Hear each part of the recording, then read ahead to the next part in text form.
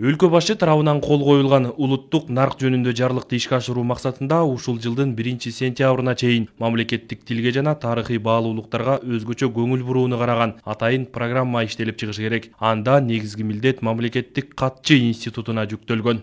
Биринчиден аалымдар, билимдүү адамдар, окумуштуулар, коомдогу көрөрман, билерман адамдар, башы көрүнүп калган адамдарыбыз, эксперттер сүйлөп, катышып бир нече жыйын өткөрдүк.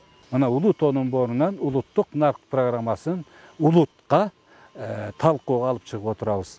Баарын эске алдык, окумуштуулар катышты, журналисттер катышты, Кыргызстан эл жазуучулары катышты, эксперттер катышты, ошентип улуттук наркты жарыялатабыз. Иштелип чыккан программада диний ишенимдердин жана каада салттын баалуулуктарын бири-бирине карама-каршы койбоо, өрнөктүү, нарктуу жарандык алыптандырууда чөлкөмдүк, этникалык жана материалдык кызыкчылыктардан улуттук аң сезимдин артыкчылыгын эске алуу белгиленген.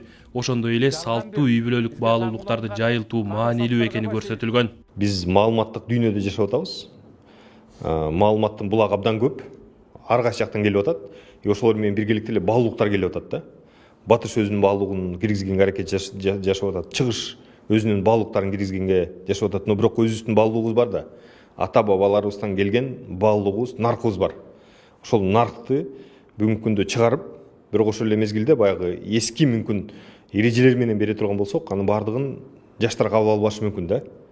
Жаштардын тилинде, бүгүнкү адам кабыл ала турган тилде наркты бергенге азыркы учурда аракет жасап атабыз. Анан параллелдүү түрдө биздин эксперттер, атайын адистер бунун баардыгын баягы ооз эки тилден академиялык тилге салуу боюнча иштер жүргүзүшүп атат. Жаңы технологиялар менен ааламдашуунун алкагында өзөгүбүздү жана тамырыбызды жоготуп албаш үчүн иштелип жаткан бул документ коомчулуктун, билим берүү жана маданият чөйрөсүнүн өкүлдөрүн баардык кызыктар тараптарды тартуу менен даярдалды. Эми биз бул жаштарды ушул улуттук нарк боюнча тарбиялоо боюнча да анда биздин негизги бул сунуштарыбыз бул улуттук нарктагы абийирдүүлүк кодексин иштеп чыгаруу.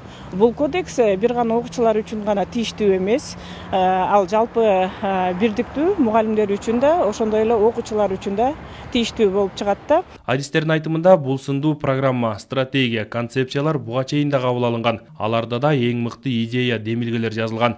Бирок көбү кагаз жүзүндө калып ишке ашкан эмес.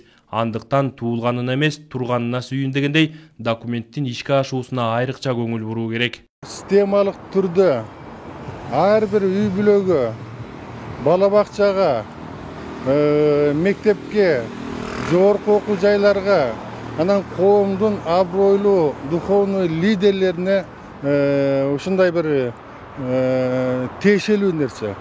Бизде азыр ошолордун көпчүлүгү институттар кыйрап жок болду.